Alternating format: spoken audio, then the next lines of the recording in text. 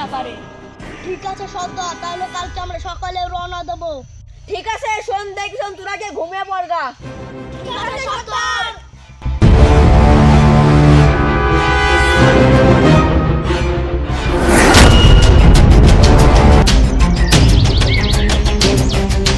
হয়ে গেল, সকালে ডেকে নি।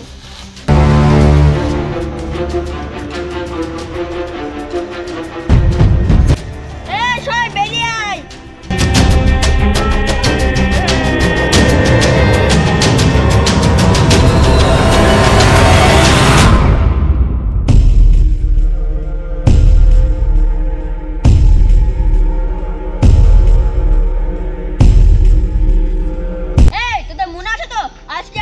গ্রামের দিকে যাবো। এই তাড়াতাড়ি চল। ঠিক আছে সর্দার। এই তোরা সবাই দাঁড়া, সবার আগে আমাদের কিছু জামা কাপড় কিনতে হবে, লসে ওদের চিনতে পারবে। ঠিক আছে সর্দার। চল সবাই।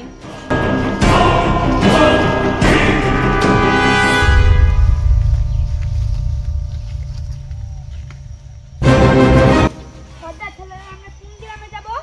এই তোদের সবার মনে আছে আমরা নাজিপুর গ্রামের কথা, যে গ্রাম থেকে আমাদের 10 বছর আগে তাড়িয়ে দিয়েছিল?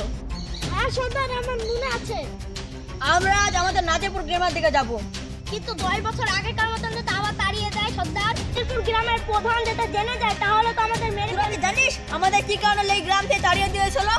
হ্যাঁ আমাদের মনে আছে, করোনা ভাইরাসের লেগে আমাদের তাড়িয়ে দিয়েছিল। তো কথা বলবো সর্দার? হ্যাঁ বল।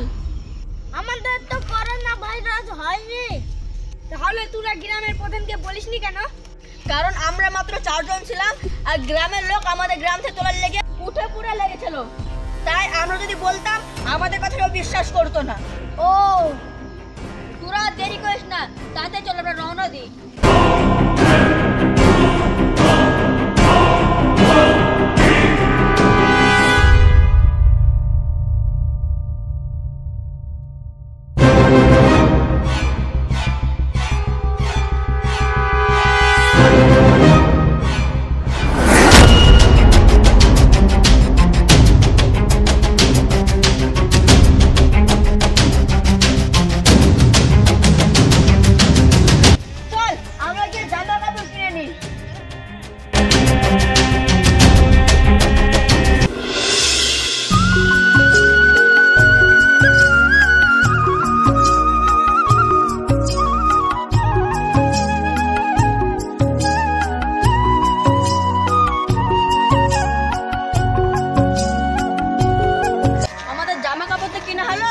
এবার আমাদের একটা কাজ খুঁজতে হবে, না হলে আমরা না খেতে পেয়ে মারা যাব। ঠিক আছে চ।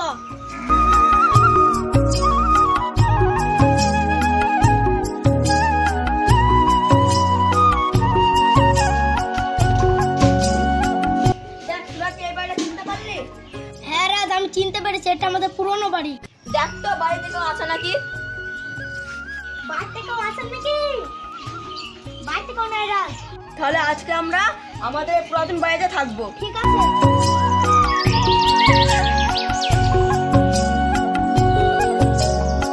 তাহলে আজকে আমরা একটা কাজ করতে যাবো, ঠিক আছে? তাহলে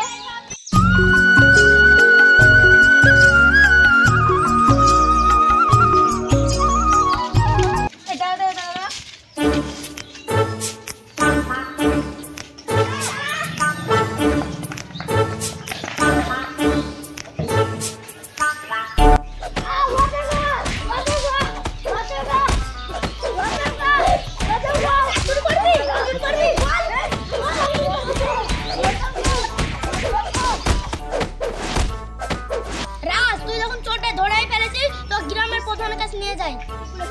চল তাহলে।